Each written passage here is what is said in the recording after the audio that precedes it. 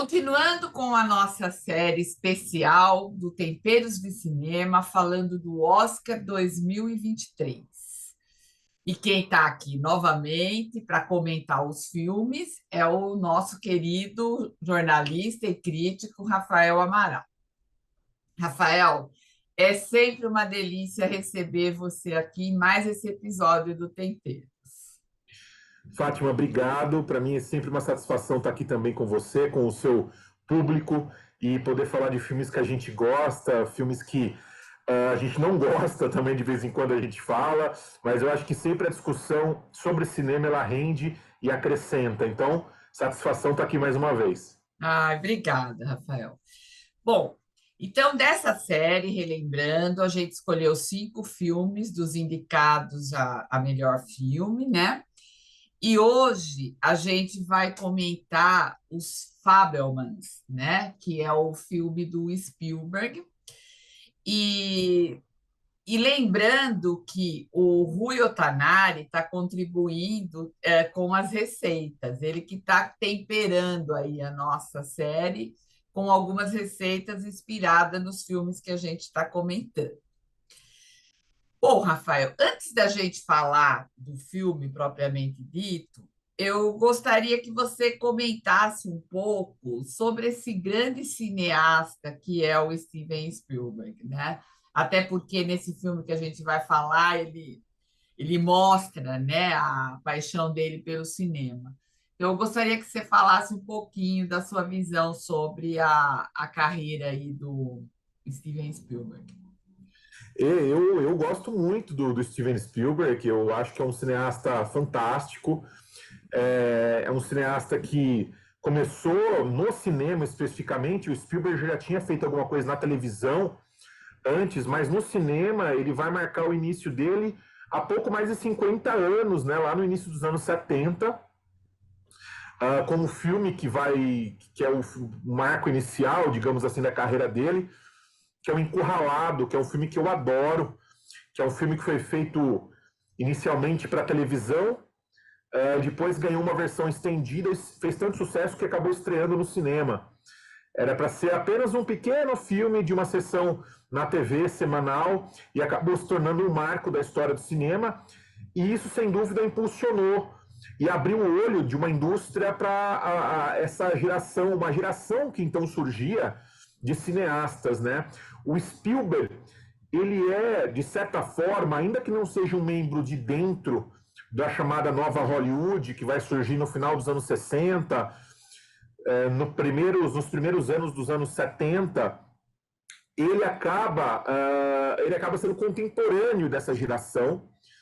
E muita gente enxerga o Steven Spielberg, mas não só ele, outros cineastas como George Lucas, por exemplo, seriam cineastas que ajudaram, inclusive, indiretamente, eu penso, a terminarem ou encerrarem o que foi, acabar com o que foi a nova Hollywood, né? Aquela nova Hollywood de experimentação, de diretores e uma pegada autoral. O Spielberg, ele sempre foi um cineasta da indústria, ele nunca escondeu isso, ele sempre gostou do grande espetáculo. E os Fabelmans vai mostrar isso pra gente, né? Que ele, desde criança ele gostou, ele sempre foi fascinado pelo grande espetáculo cinematográfico, a ponto de ter ali, como fica claro no filme, o Cecil B. DeMille como um diretor que o encantou com aquele filme O Maior Espetáculo da Terra. Então ele sempre teve isso, ele sempre gostou dos filmes do David Lean, dos grandes épicos que serviram de inspiração para os filmes que ele fez depois. Ele vai fazer um filme em 73 chamado Louca Escapada, que também é muito legal, com a Goldie Hawn, nem sempre lembrado. E depois ele faz aquele que é o filme que vai explodir, vai transformar, vai colocar ele definitivamente no mapa dos grandes realizadores, que é o Tubarão, que é um filme de 75 e que foi um grande, né, e que inaugurou, de certa forma, esse conceito de blockbuster, né, porque até então, antes do Tubarão, as estreias dos filmes eram diferentes do que a gente vê hoje, né? Antigamente os filmes eles estreavam primeiro em pequenas salas, depois você ia aumentando o número de salas e você ia tomando, digamos, o mercado, né? O filme ele se construía um evento. E eu penso que a partir do Tubarão isso mudou. O Tubarão foi um filme que arrecadou milhões de dólares, foi uma enorme bilheteria. E aí a indústria entendeu que ela tinha um cineasta muito bom e mais, né, que os produtores, aqueles que faziam filmes, que colocavam dinheiro nos filmes, eles poderiam retomar o poder que de certa forma eles tinham perdido nesse período de liberdade que foi a nova Hollywood. E aí você vai ter uma série de filmes, de fantasia, inclusive, e aí você pode colocar o George Lucas no meio desse caldeirão histórico aí, com o Guerra nas Estrelas, mas o Spielberg está participando disso. E todo o cinema que a gente vai ver nos anos 80, esse cinema de matinê, de Hollywood, de magia, ele está diretamente ligado ao espírito do cinema do Steven Spielberg.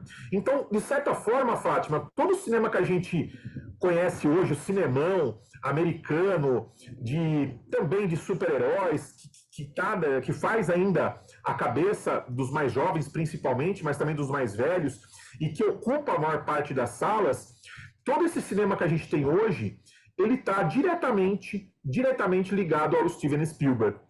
Que foi uma pessoa um realizador, que para o bem ou para o mal, mostrou que as pessoas ainda estavam muito interessadas nessa magia cinematográfica e entrar no cinema para curtir um filme, comer pipoca e se divertir. Então ele embarcou muito bem nisso e ele fez um cinema de qualidade seguindo esse filão. Contatos Imediatos do Terceiro Grau, a gente vai ter depois o próprio Caçadores da Arca Perdida, que é o primeiro filme da série Indiana Jones, o ET. Aí nos anos 80, ele vai dar um cavalo de pau, digamos assim, na carreira dele, e vai começar a fazer alguns filmes dramáticos também. E eu acho que aí também é uma tentativa de mostrar que ele não é só um diretor, entre aspas, infantil, mas ele é um diretor adulto também. E que ele não é só entretenimento, né? Exatamente. Que ele não é só capaz de contar histórias do mundo infantil, mas que ele é capaz de contar histórias do mundo adulto também.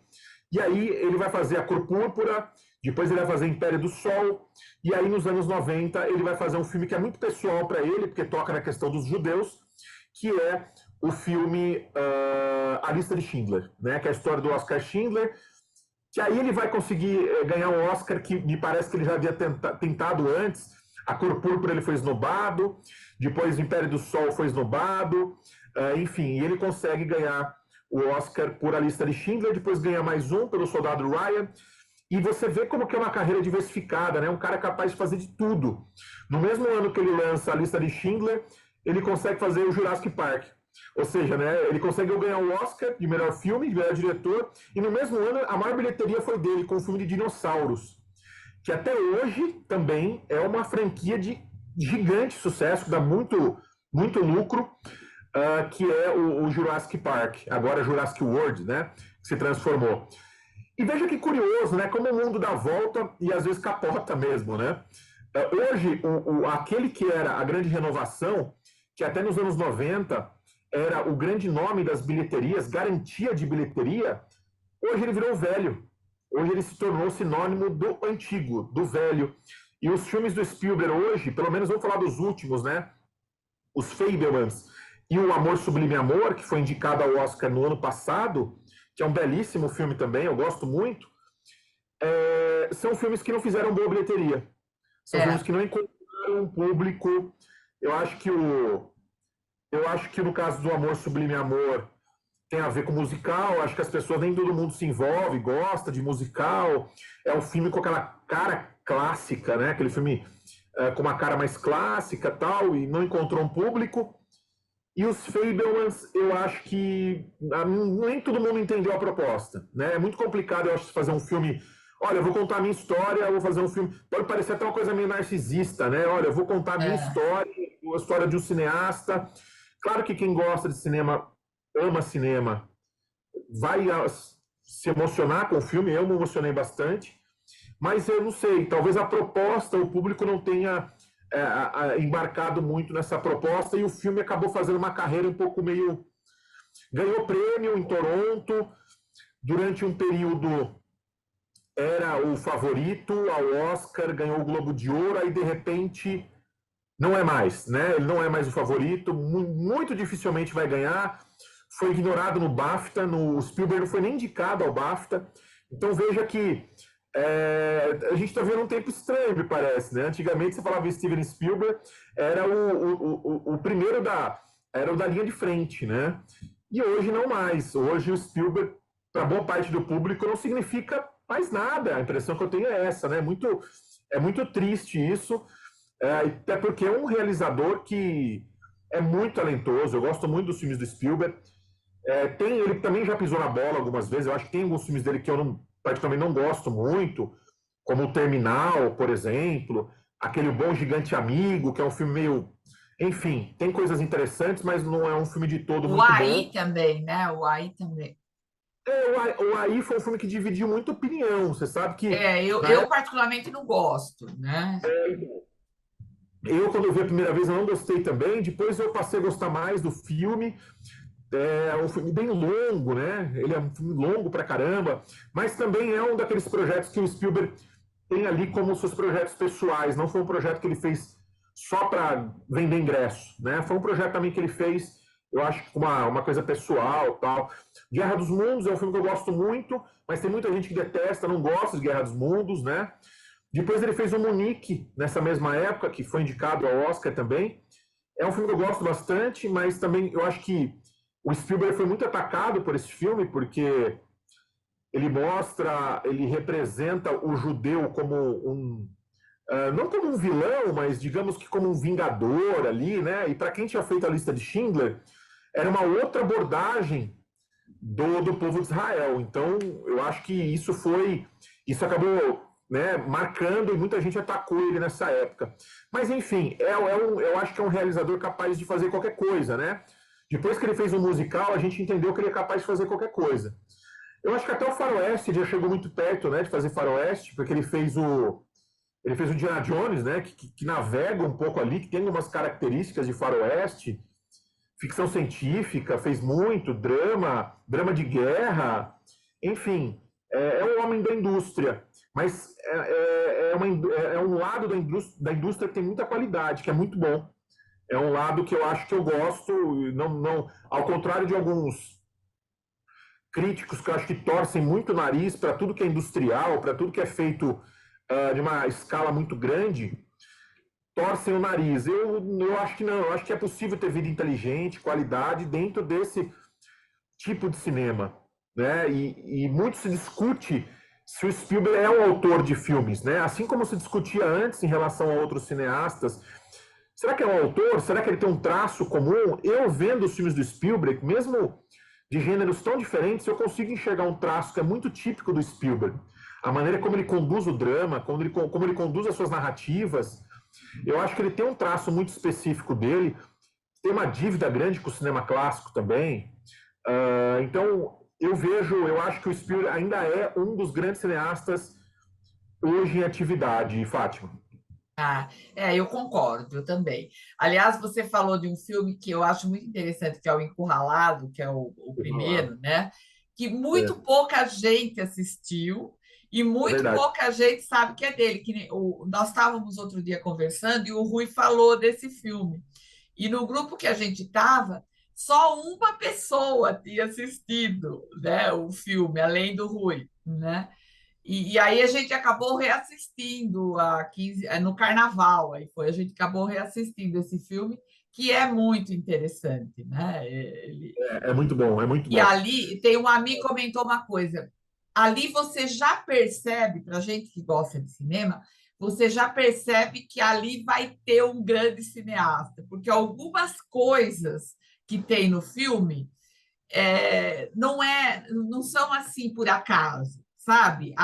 Aquela notícia no rádio que vai falando o tempo todo, o jeito com que ele olha no retrovisor, nas coisas, aquilo não é, sabe, não é simples.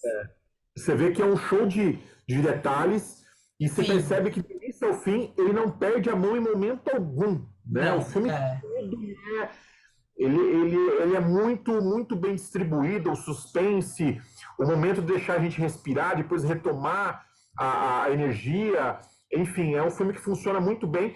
E tudo que ele faria, de certa forma, no Tubarão já estava ali, né? Porque é um cara sendo perseguido por um monstro, porque o caminhão nada mais é que um monstro que não tem rosto, né? Que a gente não vê quem está É, guiando o caminhão, que é o tubarão, né? O tubarão é esse monstro que está perseguindo as pessoas aí.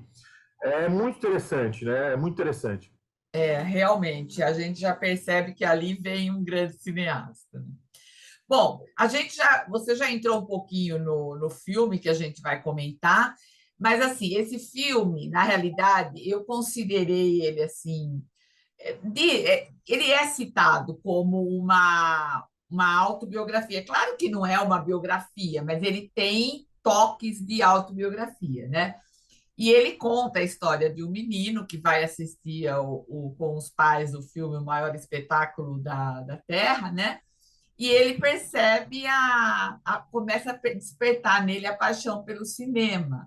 E ele começa, todos os brinquedos, tudo que ele vai fazer, ele quer o cinema, ele quer uma câmera. E contando essa história, tem um drama familiar muito intenso, muito forte, que ele vive, que ele descobre com uma câmera, que isso é muito interessante, Não, é. né? E, e que isso permeia também a história dele. E na minha visão, eu acho que isso é muito particular, mas eu vi, por exemplo, como que o cinema também ajudou ele a lidar com esse drama. A paixão pelo cinema ajudou ele a lidar com esse drama que ele viveu na pré-adolescência, né? Então, Perfeitamente. eu queria que você vê a sua visão aí sobre esse filme. Uhum. Ah, não, mas eu concordo com você, né? Eu acho que não é só um filme sobre um futuro cineasta ou sobre um jovem cineasta. É um filme sobre o cinema, porque como o cinema molda o nosso olhar, né? Como o cinema guia Exatamente. e faz a gente ver o mundo de uma forma diferente. Se aquele menino tivesse visto a mãe pelos olhos dele, talvez diretamente pela visão dele como outro homem, talvez a vida dele tivesse tomado outro rumo, né? O fato dele descobrir aquilo na mesa de montagem diz muito sobre o poder do cinema, porque tem coisas que a gente só vê na tela, no filme, né? Porque ele filmou aquilo e quando ele filmou ele não viu. Ele só foi ver aquilo quando ele foi manipular aquilo. Quando ele foi É, manipular aquela película, que ele voltou a película, andou, manipulou, que ele conseguiu enxergar aquela relação, aquilo que está nas entrelinhas, que estava escondido no filme. E eu acho que o cinema tem esse poder, né? Ele guarda coisas escondidas que às vezes a gente só consegue ver quando a gente vê o filme pela uma segunda vez ou por uma exatamente. terceira vez. É, É genial essa questão. E vamos lembrar aqui que não é o que o Spielberg fez, esse, digamos assim, esse elemento dramático no filme, ele não é necessariamente inédito, né? O roteirista, o Tony Kushner, o roteirista desse filme, ele usou essa, digamos, essa situação que eu não sei exatamente, eu acho que não aconteceu na vida real. Essa história da mãe com outro homem, ela existiu, teve esse caso mesmo, da mãe era apaixonada por um amigo do pai, mas até onde eu sei, o Spielberg não descobriu dessa forma, mas a sacada é a seguinte: quando a gente está falando de um filme sobre cinema, sobre um cineasta, você utilizar esse elemento narrativo, digamos assim, ele é muito inteligente. E quando eu digo que não é inédito, vamos lembrar de um filme dos anos 60, que eu até escrevi quando eu falei sobre o Fabelmans, eu citei esse filme, que é o Blow Up, do Antonioni. O Blow Up, claro, não tem nada a ver com o Fabelmans no sentido, são filmes totalmente diferentes, mas ele é um filme também que fala sobre manipulação da imagem. E o fotógrafo no filme do Blow Up, ele descobre um crime quando ele começa a manipular uma fotografia que ele fez. Ele só vai descobrir o que ele fotografou quando ele começa a ampliar aquela fotografia. Então, a relação homem-imagem, ela é muito parecida com o que a gente vê no Fabelmans. Porque o jovem Steven Spielberg no filme, ele só descobre uma verdade, digamos, aquela revelação entre a mãe e o outro cara, vendo o filme, ampliando o filme ou voltando o filme. E que é muito parecido com o que acontece no filme do Antonioni em relação ao fotógrafo, né? Ele aumenta a fotografia, é blow, né? O blow up, ele é justamente isso, é a ampliação, a explosão da imagem, a ponto de você encontrar outro elemento dentro dela e você fazer uma descoberta. né? E ele descobre que ele pode ter fotografado um assassinato, um crime, com a câmera dele, que na hora que ele estava fotografando lá no parque, ele não tinha visto aquilo, ele não tinha enxergado aquilo. Né? É muito dessa magia da imagem, da nossa relação com a imagem também. E eu acho que eu acredito, obviamente, o Spielberg viu Blow Up, o Tony Kushner deve ter visto também, e pode ter sido também uma inspiração para essa cena especificamente, para essa cena aí. Agora, falando de outras coisas do filme, quem não viu o filme deve estar perdido, que a gente está falando de uma cena aqui, o pessoal está meio... Mas esse filme, ele é autobiográfico, sim, ele tem muitas coisas da vida do Steven Spielberg, da infância, dessa questão do pai que ficava mudando de cidade, ele tinha mesmo. O pai dele era um pequeno gênio lá da matemática, das ciências, e mudava muito de cidade porque mudava de emprego, a família tinha que acompanhar. E a mãe, você vê que ela era uma pessoa infeliz, porque ela meio que estava a serviço da família, do pai, e ela só conseguiu se libertar daquilo quando os filhos cresceram. Que ela falou, bom, agora está na hora de eu viver a minha vida com a pessoa que eu amo, né? Que não é apesar dela respeitar, obviamente, muito o marido dela, e a gente percebe que o filme não cai naquele drama bobo de o pai ficar bravo, que não tem isso, pelo contrário, o pai compreende a posição da mãe, da mulher, e eles têm um rompimento amigável, pelo que a gente percebe no filme. E o menino, mais do que as irmãs menores, né? Obviamente, as menorzinhas não entendem tanto, ele consegue entender a mãe. No primeiro momento ele fica revoltado, como um adolescente ficaria, mas depois ele consegue compreender a mãe. E é muito bonito como ele diz para a mãe que ele sabe da traição da mãe. Ele não diz isso verbalmente. Ele leva a mãe para o pequeno cinema no quarto dele, tranca a mãe sozinha lá no armário, coloca o filme para ela assistir. Ele entende, ela entende, e a conexão dos dois ali é muito bonita, né? Porque eles são cúmplices, digamos assim, de uma traição, e ela sofre demais por o filho ter descoberto isso da forma como ocorreu. Então isso é muito bonito. E eu queria destacar também, Fátima, a importância que a personagem da Michelle Williams tem no filme, a personagem da mãe. Quando começou a temporada de prêmios, muito se discutia se ela era coadjuvante ou se ela era protagonista. Ela chegou a ser indicada a alguns prêmios como coadjuvante. E ficou essa discussão, será que no Oscar ela vai como coadjuvante ou como protagonista? Ela foi como protagonista. E eu concordo, eu acho que ela é a protagonista do filme. Por quê? Porque desde o início dessa história, ela é a pessoa que está ajudando o filho a caminhar e tomar o rumo para se tornar um cineasta. Você percebe que logo na primeira cena do filme, quando eles estão prestes a entrar na sala de cinema, o pai explica o cinema de uma forma muito técnica para ele, que os cinemas são 24 quadros por segundo, quando seus olhos enxergam a tela, você não consegue diferenciar uma passagem de um quadro para outro, enfim. E quando a câmera vira para a mãe vai explicar para ele o que é o cinema, a mãe faz de uma forma incrível, porque ela resume muito mais, de uma maneira muito mais fácil. Ela diz, olha, os cinemas são sonhos. Né? O cinema é sonho, é sonhar. E o menino entra na sala, né? Ele se convence que ele precisa ver aquele filme. Então, a mãe vai abrindo portas para ele, explicando para ele, não de uma forma racional, matemática, o mundo, mas explicando o mundo para ele de uma forma lúdica, de uma forma sonhadora, que no fundo o cinema a gente sabe que é um pouco isso, né? É você praticar truque, né? Mágica na frente da câmera. E depois a gente vai ter a questão da câmera, que quem entrega a câmera para o filho é a mãe. A mãe entende que o filho, ele cansou de ver o trenzinho bater no carro, que ele está repetindo em casa a cena do maior espetáculo da Terra. A mãe tem um clique, ela fala, peraí, ele quer registrar isso, ele não quer simplesmente ficar brincando com aquele brinquedo, ele quer guardar aquilo. E a mãe tem a sacada de dar a câmera para ele. Então a mãe vai abrindo portas, ela vai abrindo portas, né? E esse peso que ela tem é muito bonito no filme. E claro, depois, dentro da película, aquela revelação do drama, tudo, que de novo, indiretamente, a mãe está ajudando ele a enxergar o mundo de outra forma. Então não é só uma personagem passageira, é uma personagem que tem muito peso no filme.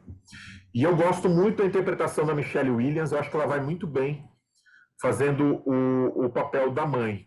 O elenco todo é muito interessante, o Paul Dano é muito bom também como pai. O Judd Hirsch fazendo o tio é excelente, excelente. É um papel pequeno, praticamente 3 cenas ele aparece, uma sequência só. Mas ele é um personagem que tem um peso também, que ele ajuda o menino a enxergar algumas coisas, né?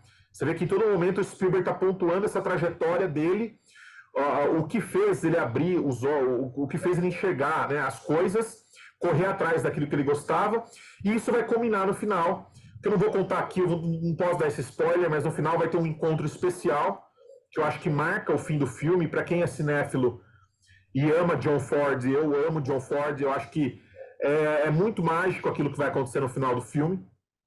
E a brincadeira, até no último plano, né? Brincadeira entre aspas, com o movimento da câmera, né? Dizendo que o Spielberg ele entendeu o que o mestre ensinou para ele, e ele corrige isso no próprio filme. E ali ele quebra a parede, né? Ele diz pra gente que aquilo é um filme.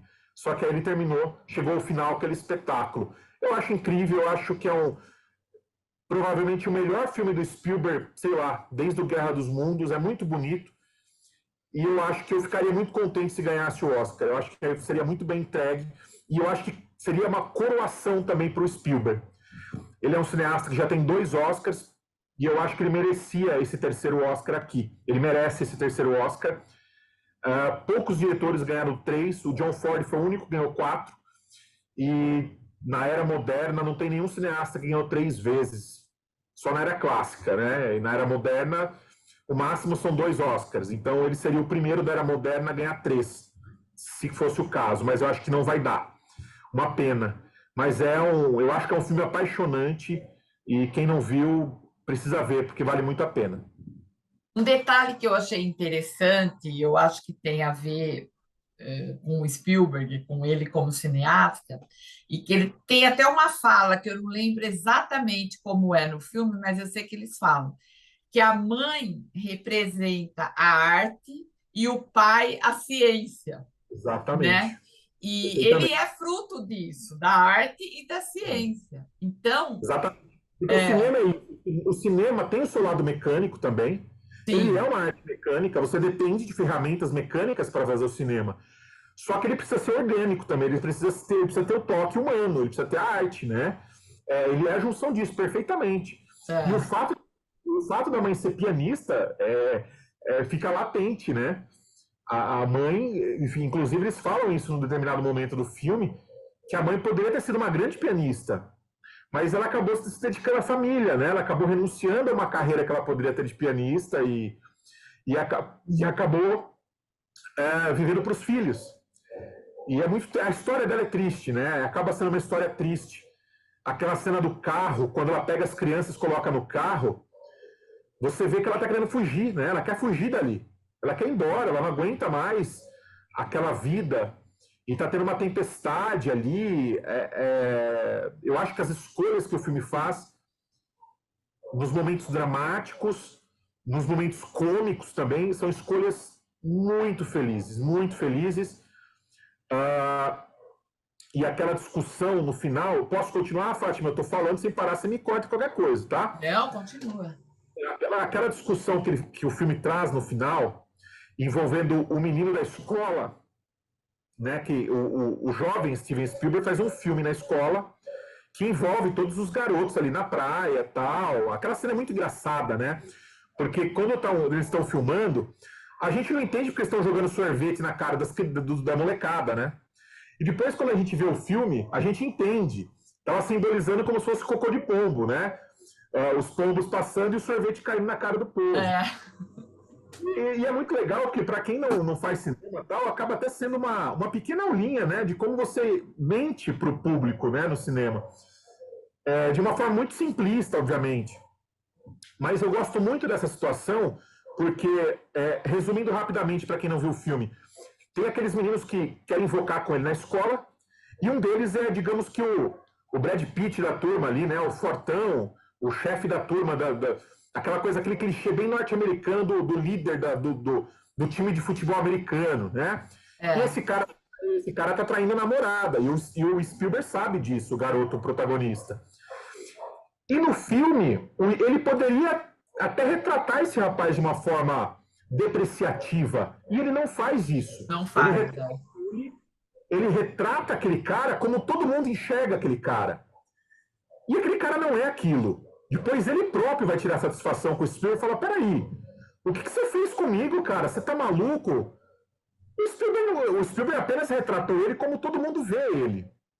E ele tira uma satisfação porque ele sabe que ele não é aquilo, que aquilo é uma projeção, que aquilo é uma mentira. E no fundo o cinema é um pouco isso, né? Uma ilusão. A gente representa as pessoas, às vezes da forma como a gente vê elas, não necessariamente como elas são. Eu achei isso incrível também, o filme trazer essa abordagem. Porque era um momento do filme que eu pensei, poxa, para onde que o filme vai levar a gente agora? Porque a gente já descobriu o drama da mãe. Eles mudaram de cidade. O roteiro precisa fazer alguma coisa agora para manter nosso interesse. E ele tira isso da cartola, e eu acho que isso é mérito do Tony Kushner, né, do roteirista, que ele tira isso da cartola e traz essa situação envolvendo aí esse filme de escola que o Spielberg faz. E, nossa, aquilo é muito legal, porque ao mesmo tempo que ele mostra para o valentão da escola quem ele é, ou como as pessoas enxergam ele também mostra o outro como um boboca, né? Como fracote, que é aquele cara que é o outro menino que quer tirar uma vantagem e também agredi-lo. E a questão do antissemitismo é muito forte ali, né, Fátima? Você percebe que eles não gostam de judeus naquela escola onde ele foi estudar. E você tira vários elementos da carreira do Spielberg, né? Essa questão do antissemitismo que ele abordou em outros filmes. E outros vários detalhes desse filme que a gente pode ver em outros filmes do Spielberg. A questão do armário, por exemplo, que a gente já falou. O ET tem muito essa questão do armário, né? O ET se esconde no armário, né? O ET é uma representação de uma criança que não tem, que ficou sem os pais, um órfão. O ET é um órfão, né? E ele vai se esconder dentro do armário. E era onde o Spielberg se escondia para ver os filmes dele. Então você percebe inúmeras relações desse filme com a carreira do Spielberg, dos filmes que o Spielberg realizou. Isso eu acho que é muito bonito também. É muito bonito. Quem já viu os outros filmes dele vai se encantar muito, falar, poxa, peraí, tá naquele filme, isso tá naquele filme. Eu acho que é um exercício muito legal para a gente fazer, para quem gosta do Steven Spielberg como eu gosto, da carreira dele como eu gosto. Realmente, tudo isso a gente observa, para quem gosta, para quem conhece a carreira dele, observa tudo isso. Exatamente, exatamente. É um filme que eu acho que ele tem muito a oferecer. Eu acho que para quem não imaginar uma pessoa que não conhece um pouco de história do cinema, ou nunca teve a oportunidade de ver um filme sendo feito, de estar num set de filmagem, uma pessoa que nunca se envolveu, ou para quem o cinema é um mero entretenimento, o que também é válido, eu acho que não tem problema quanto a isso, mas você vê como o filme é feito e você muitas vezes descobrir essas artimanhas, né? Por exemplo, aquele filme que ele faz de faroeste, que o pai pergunta para ele, como que você fez aquele efeito, né, da câmera piscando, né, daqueles... Ele fala, eu furei a película, né? Eu furei a película porque a luz passa e dá a impressão que tá dando um estouro, que é simbolizando os tiros das armas do faroeste. Poxa, aquilo é genial, né? São pequenas coisas mais comuns do que a gente imagina, né? Que são utilizadas aí em filmes amadores ou que eram utilizadas aí. Uma coisa que eu acho muito bonita nesse filme também, quando a gente vê a primeira sessão de cinema que ele vai, que está passando o filme O Maior Espetáculo da Terra, você vê que é uma grande sala de cinema e está lotada. Né? É aquela ideia do cinema espetáculo de antigamente. É um cinema teatro mesmo. Eu já fui em antigas salas de cinema que eram teatros, que tinha uma cortina na frente que se abria e a tela te engolia. E aí esse cinema que ele está, em um outro momento, você percebe que ele já está numa sala menor, que ele está assistindo um filme do John Ford, que é o homem que matou o Facínora, que é um faroeste clássico, e que, por sinal, olha que coisa interessante, para alguns historiadores, esse filme, o Peter Bogdanovich vai dizer isso, inclusive, que o filme O Homem que Matou o Facínora, ele representa o fim do cinema clássico. Ele é o filme que marca o final do cinema clássico. E você vê que o cinema onde o jovem Spielberg está assistindo esse filme, ele já está um pouco decadente, né? Já tem poucas pessoas atrás dele, a molecada tá pulando as cadeiras ali para assistir o filme, já é uma coisa meio decadente, aquela coisa de cinema, sabe? Aquela coisa de última sessão de cinema, já não tem mais aquela coisa do espetáculo que você tinha quando ele assistiu o maior espetáculo da Terra. Então, já são duas maneiras da gente enxergar a sala de cinema e o que se tornaria, pouco a pouco, né, os cinemas que vão se ficando menores, salas menores, mas mais salas que vai culminar no multiplex depois, anos depois, isso daí, né? Mas ele já faz um pouco dessa relação também do tamanho da sala de cinema e do momento que ele está vivendo ali. Bom, depois desse papo aí super interessante sobre o filme de hoje, como eu disse no início, aqui a gente gosta de temperar um pouquinho do cinema, né? Então, a receita que o Rui Otanari sugeriu para esse filme, eu achei que tem muito a ver, porque ela é bem americana, assim como o cenário do filme, como o filme, que é um cheesecake, né? O cheesecake é uma sobremesa típica americana, é um prato, as famílias normalmente, em qualquer situação de festa, tem um cheesecake, né? É uma receita gostosa, então essa receita do cheesecake vai estar lá. O Rui já separou e ela vai estar no blog do Temperos, no portal JJ. Então você vai poder, se quiser, assistir esse filme depois em casa, quando ele já estiver no stream, comendo um cheesecake, vai ser perfeito. Você gosta de cheesecake, Rafael? Eu adoro cheesecake, eu adoro, adoro, adoro. Cheesecake me traz lembranças, Fátima. Me traz umas lembranças antigas. Já faz um tempinho que eu não como cheesecake, mas eu adoro. É uma sobremesa, assim, uma delícia. Até me deu vontade, agora eu preciso comer. Faz tempinho já que eu não como, mas muito bom. Vou falar para o Rui fazer um cheesecake para você, então, porque o cheesecake dele é bem gostoso, viu? Quero experimentar, viu? É, com certeza. Bom, continuando a nossa enquete, que a gente tem feito nossa enquete aqui sobre o Oscar, né?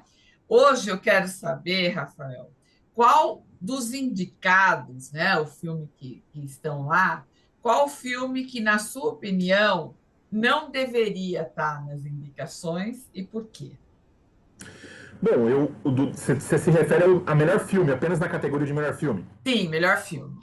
Melhor filme, tá. Dos 10 filmes, né? Tem um que eu não vi ainda. Eu acho que o que menos me agrada de todos eles é o Tudo em Todo Lugar ao Mesmo Tempo. Mas é um filme que eu acho que aconteceu. Ele foi um filme que a indústria, o Oscar abraçou. E era inevitável ele estar entre os indicados, né? Era meio que inevitável. Então eu até entendo ele estar lá, apesar de não gostar do filme, eu até entendo o fato dele estar lá. Então se você perguntar para mim qual que você tiraria, eu certamente tiraria ele. Agora, como eu já estava consciente de que ele estaria entre os indicados, eu meio que assimilei e ok. Agora, tem um filme ali que eu não gosto, e que eu acho que a indicação para melhor filme é um exagero, que é o Elvis. O Elvis é um filme que eu acho que inclusive o Baz Luhrmann é um cineasta que tem alguma coisa. O Moulin Rouge eu gosto, mas, por exemplo, o Grande Gatsby eu não gosto, o Elvis eu não gosto. Eu acho que é um tipo de cinebiografia que não me agrada, que ela só reproduz uma espécie de mito que a mídia nos coloca sobre o Elvis.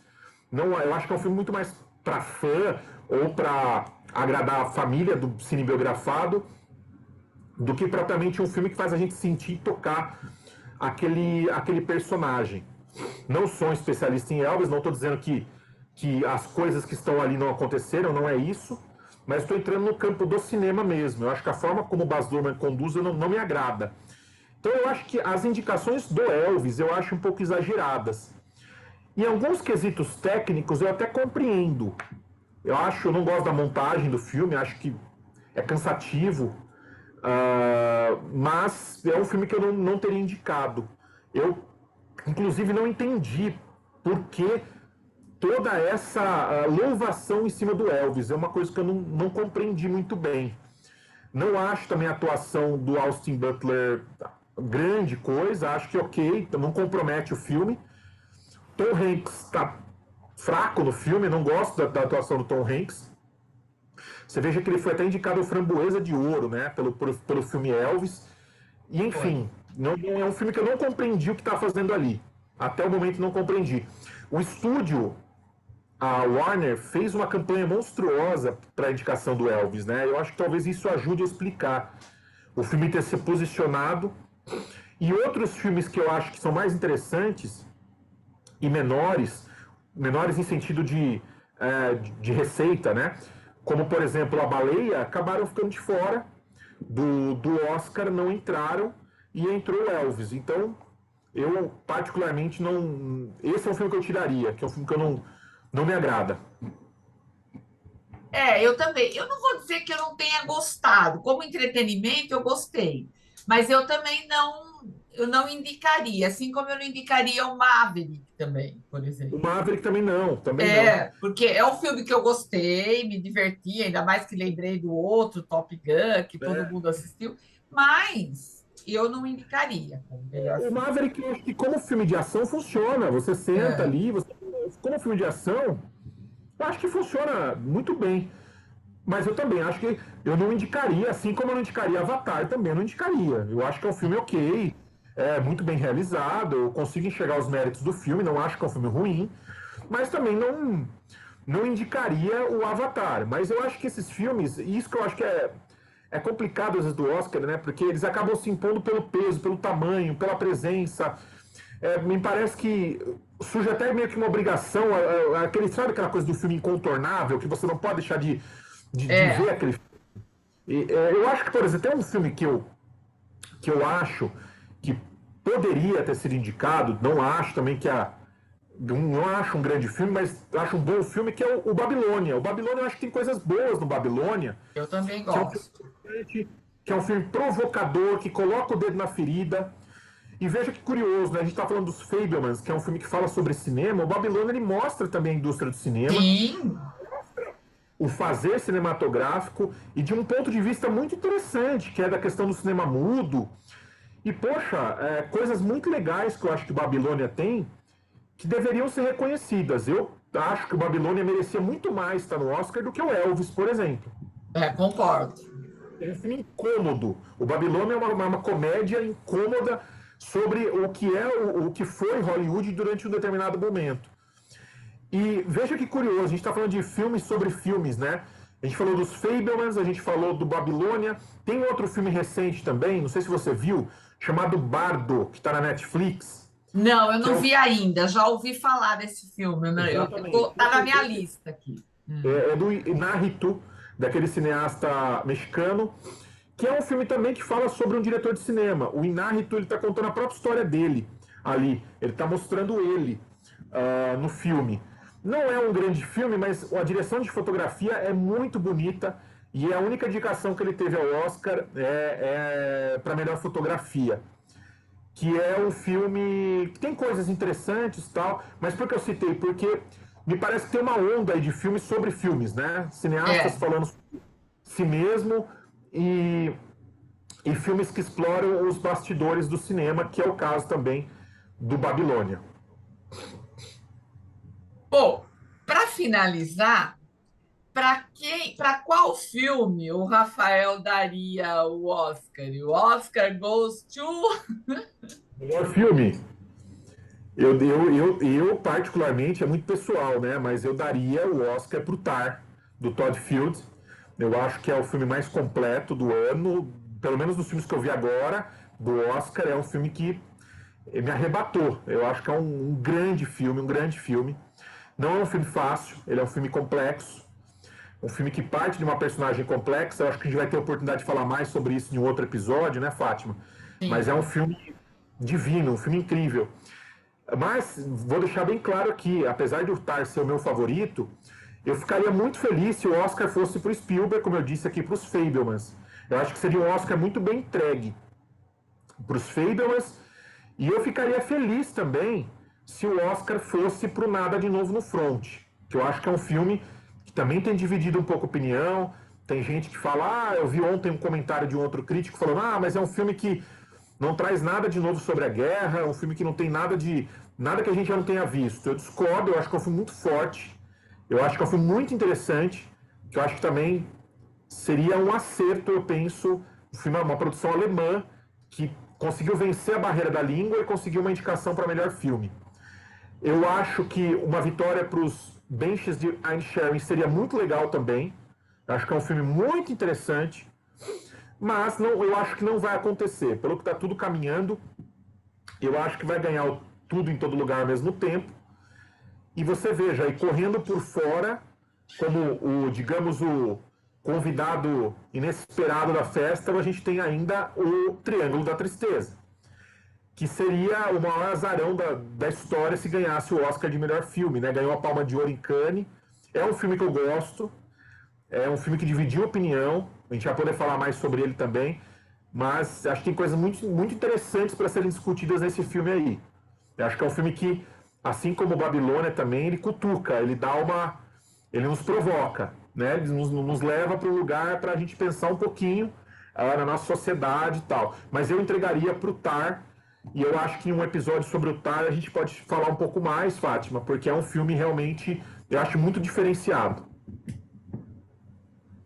Ótimo. Bom, Rafael, como sempre, é uma delícia conversar com você sobre cinema. Muito Obrigado. obrigada mais uma vez. Lembrando que a semana que vem a gente volta para comentar um outro filme.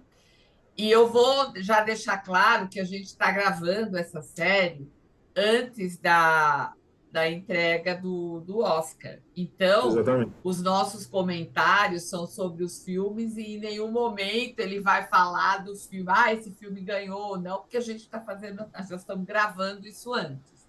Mas também nem é a proposta. A proposta é Exatamente. comentar sobre os filmes e dar a nossa opinião, o nosso bate-papo sobre o filme. Então, na semana que vem, a Exatamente. gente volta com mais comentando um outro filme desses 5. Muito obrigada a você que está ouvindo, assistindo. Lembrando que esse comentário, para quem quiser rever, está no podcast, está no YouTube. A receita do cheesecake vai estar no blog do Temperos, no portal JJ. O cheesecake do Rui é uma delícia, então vale a pena copiar essa receita. E, mais uma vez, obrigada, Rafael, e obrigada a você que está aqui com a gente. Eu que agradeço, Fátima, mais uma vez a oportunidade e sempre aberto a novos convites e tenho certeza que as próximas conversas sobre os próximos filmes, elas vão render tanto quanto rendeu a conversa de hoje sobre os Fabelmans. Muito obrigado, um grande abraço para você e para quem nos acompanha. Obrigada, Rafael.